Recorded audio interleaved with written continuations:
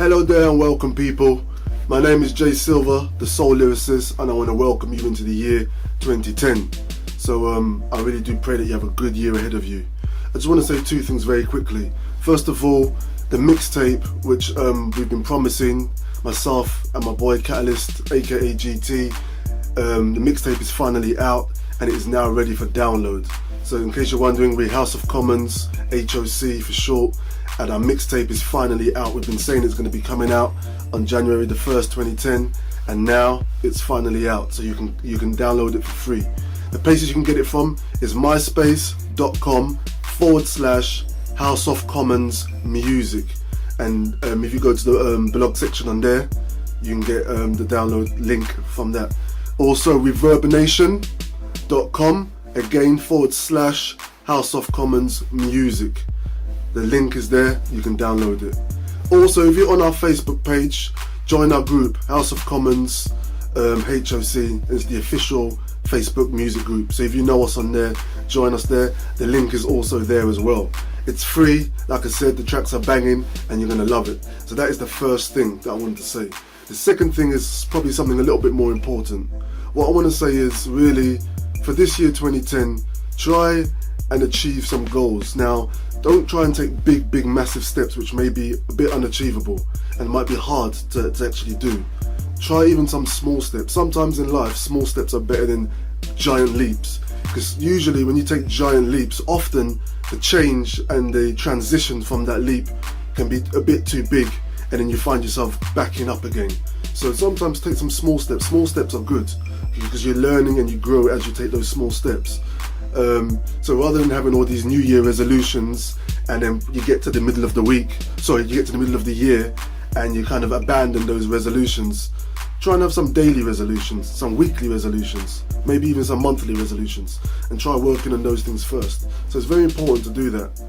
Also very important, I would like to say, and I don't want to get preachy, is that try and get to know Jesus Christ, your Lord and Saviour, this year. Really important. There's a guy called John Piper, famous pastor in Minneapolis. That's where he preaches in his church there. And he made this comment. He said, if you do not want any problems, okay? If you don't want no problems, do not become a Christian. So you may be wondering, why then would I want to become a Christian and have problems? Basically, what it is that when you are a Christian and you belong to Jesus Christ and you become a child of the Lord, the devil will attack you more, because he hasn't got you, because he doesn't have you where he wants you to be. He will attack you more. So the attacks of the devil when you are a Christian are actually a lot more. Remember, Jesus was persecuted by his own people who's rejected and despised, okay, and he was only bringing the truth. So in effect, you do get more problems when you become a Christian, okay? When you are not a Christian and you're not under the Father's hand, you give yourself to the devil, and the devil can just use you to do what he wants you to do. The devil can't use you when you're a Christian. He can only attack you, weaken your defense, weaken your faith. That's what the devil tries to do when you are a Christian. He tries to weaken your faith. He tries to make you doubt what you believe and doubt in God, basically. So that's what the devil will do when you are a Christian. He hasn't got you, and he wants to destroy you ultimately. And if he can't do that, so he has to attack you, make you reject Jesus Christ, make you turn away, make you backslide, and all those things. So yes, you do get more problems when you become a Christian. But why would you want to become a Christian? Well, this is the big difference, and it's that you have hope. Okay, you have hope. And I would like to say there's a big difference with hope that the world talks about, and there's a big difference with the hope that Jesus talks about. Now, for example, the hope that the world talks about is like me saying, okay, I hope that tomorrow I will pass my exams, okay? Now, me passing those exams tomorrow are dependent on a lot of factors, okay? So I don't really know if I'm going to pass those exams tomorrow. I'm wishing to and I'm hoping to. But, I mean, I could, let's say, for example, I could get up late, okay? I could not be feeling refreshed when I get up in the morning. I may not have studied properly or planned myself. I may not have eaten the right foods in the morning and felt sick. All these things would almost have an influence in how I do in those exams. Okay? If I said I'm going to go to my friend's house and someone said to me, oh well, you're not going to make it, then there's no hope for me to get to my friend's house. Why am I going to want to get in the car if someone's telling me you're not going to make it? You know what I mean? So, but the difference with God's hope is that it's a promise.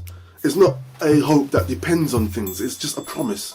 So when we go through things in life and the Lord tells us that we, can make it, we should persevere, and He turns all things that are bad for good for those that love Him, then it basically is a promise. So Jesus' hope is promises. It means that you're going to make it. I've said that you will. So if you believe in my name, if you believe in my word and you stand on His promises, you will make it. It's a promise. It's not dependent on anything else apart from you just believing in that word, meditating on it and believing it and letting it become real in your life. So that's what I wanted to say. Get to know Jesus Christ this year, man, I'm telling you. And I'm really happy with the friends that I have on Facebook. Many people that have hollered at me and said, yeah, I want to know this God that you're talking about. People that have read my status comments and have been touched by it. And I'm really happy that it's actually had an effect on a lot of people, which now people are telling me that it's had an effect on. And that's really really encouraging. But at the end of the day, you've got to understand that Jesus is the one that inspires us to do these little things, and I'm nothing without Him anyway. So get to know the Lord. 2009 was a tough year for me. I was attacked on all sorts of sides, my health, my safety, even with my family in the car one particular time, my marriage the devil was attacking, and even on Christmas Eve my little daughter, 11-month-old, was choking, and I had to pat her back, and out came some little headbands that she picked up off the floor, and there was about 3 stuck in her throat, and even for me to be alerted to have known that she was choking on it was really amazing, because she wasn't even making any noise. She was just there, just going red and just choking. So even Christmas Eve, the devil was attacking. So what I'm trying to say is, get to know the Lord. The devil will still attack you. Even when you just become a Christian, he will still try to make you feel that you've just made a silly mistake. But stick in there, persevere, get to know God. That's all I want to say. Stay blessed, people, and have a great year ahead of you. Easy.